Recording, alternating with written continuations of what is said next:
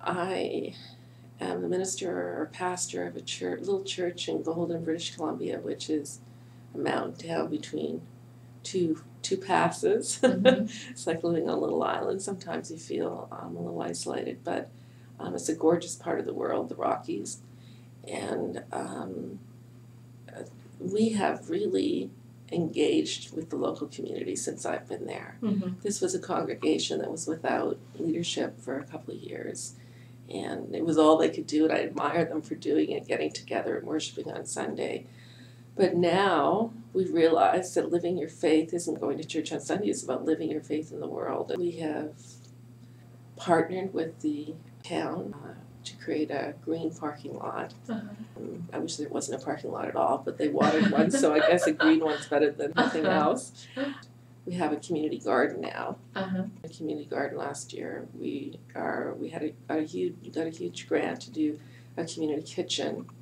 We've created a center for peace where people who wouldn't set foot in a church are using the space and creating opportunities to use the space to do yoga and meditation and drumming and circles and all sorts of things to do with peace. Going out into the world, not expecting people to come to us or even to become part of the United Church, but to live whatever spirit or faith they have in the world. As followers of Jesus, his life and ministry was about justice for the poor, those who are imprisoned. It was about building communities where people would be cared for, where compassion and justice would exist. And so I think that's the call to us. And so I think the church engages in that at many different levels. Mm-hmm. I think we engage in that in our local congregations by the way we are in our communities, by the way we open our doors to those who are on the margins, those who need space to be, those who need support, by the way we serve in outreach ministries, but also even at the local level by the way we advocate for change of the root causes of injustice and oppression. More regionally, I think probably more advocacy work, and nationally support those outreach ministries and advocacy work. But we also do work that engages us in global partnerships where we're doing witness and advocacy and action and education around global justice issues and how those connect with the local justice issues that people might be dealing with in their own congregations. And people in their own congregations become engaged with those global actions as well. A current example in Canada that we're dealing with is the whole question of the extractive industries. And Canadian mining companies are huge on the global scene. And there is strong evidence in a number of different places of how Canadian mining companies have been implicated in human rights violations in different places. And so we hear from our partners about what that means in their lives and then work with them to advocate for change in the way that companies are regulated, in the way that they act in the world, in the way that our government insists on or not, in other parts of the world, are respecting of human rights. And most people want to do good things. And who would not want to do an act of kindness?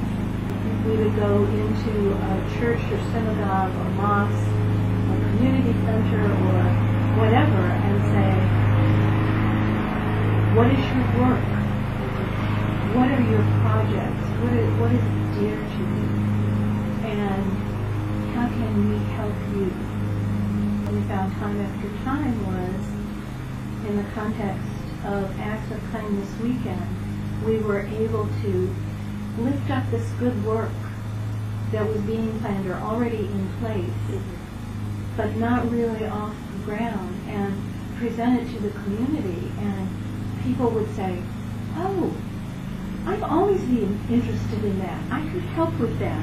Many of these projects have continued after Acts of Kindness Weekend. some of these things have been nascent projects that have gone on, and I just have story after story of things that were born during Acts of Kindness Weekend. Our most memorable one would be? Well, we decided to do health screenings, all kinds of health screenings. We had 5 hubs, and we did screenings for high blood pressure, sugar, cholesterol. The Muslim community has been working for a long time to raise money to develop a free clinic. And it's called the Rahma Clinic, and it is in downtown Syracuse. They opened the day of Acts of Kindness Weekend that's when they wanted to launch. It's the only licensed free clinic in the state of New York. All of the money was raised privately, and all of the practitioners, the doctors, the nurses, the techs are volunteers, and they are Muslim, Christian, Jewish, Baha'i, Hindu, and they volunteer their time, and the only patients they take are those that have no insurance. So we were able to screen people, identify people at risk, and send them directly to this clinic where they could get intervention. That was just one of the things that we were able to bring out into the community and launch during Acts of Kindness Weekend. We encourage them to go to our website, wtb.org, because all of our meeting notes from the first meeting in my living room are there. And we also have tips on starting your own group. And what we recommend is take a look at your community. All communities are different and have different needs and different resources. So the thing to do is go out and find like-minded people and sit down and say, what can we do? What are the needs? And then, regard every person that you talk to as, it sounds terrible to say this, but that Verizon commercial, the Verizon network, that one person has this whole network of people standing behind them. Everybody has family, colleagues, friends, and their own resources. So if I sat down with you, Sheen, and said, what is important in your life? And how do you go about accomplishing these things? And I would find out that you have all these amazing talents and resources and desires to do many of the same things I do. And we could start thinking about ways to collaborate, to pool our resources, and then you might go off and talk to someone and they say, I know someone who's working on this, or can I get involved in it? Because this sort of thing has its own energy. It's a real synergistic experience. We started Acts of Kindness Weekend by word of mouth.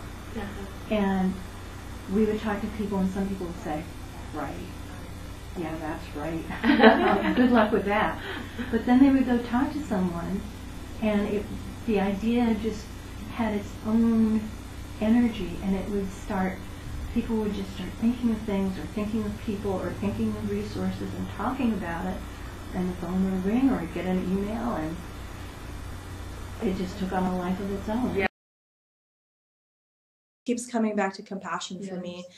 The teachings of compassion are just so big and so all pervasive. If you're able to have compassion for yourself, you can have it for other people. I figured out if it's just a cultural thing or if it's a cultural thing and just inherently female thing. I'm still working that part out, but that we give and we give and we give, and I definitely know it's cultural that we don't take time to give to ourselves. Often when I'm kind of in the whirlwind of my life and I stop and I remember, what the flight attendant says about, the mask drops down from, right? If the oxygen levels change, the mask drops down, and they say, put it on yourself first and then put it on, children or whoever else needs help. I don't think our culture really supports that. And I think on top of that, women just have this tendency to be selfless to the point of detriment. When the compassion comes in, when I feel like I don't deserve time for myself, or no, I got to keep doing this, or the house has to look perfect. Oh, my house definitely does not look perfect. If I didn't have children, and they were so young, I could take care of that. But right now, a compassionate action toward myself is just to breathe and say, you know what, right now, this is the most immediate need. And whether it's me laying down, me finding a babysitter, or just allowing my kids to lay in bed with me, because that's all I'm able to do.